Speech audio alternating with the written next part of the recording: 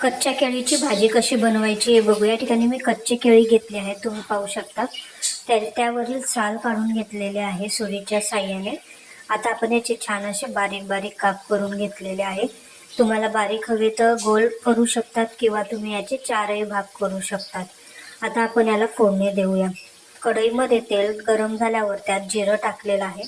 जिरं हे छान मंद आचेवर लालसर झाल्यानंतर आता त्यात आपण हे बारीक चिरलेले केळीचे तुकडे जे आहे ते त्यात भाजी टाकलेले आहे. आता हे छान असं आपण मिक्स करून घेणार आहोत.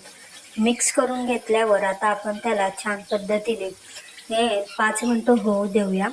5 मिनटं झाल्यानंतर त्यात लाल तिखट टाकलेलं आहे. तिखट हे तुमच्या आवडीनुसार टाका. तिखट टाकल्यानंतर त्यात मीठ देखील टाकलेलं आहे. मीठ हे तुमच्या आवडीनुसार तुम्ही टाकू शकता. मीठ टाकल्यानंतर छान हलवून घेतलेलं आहे.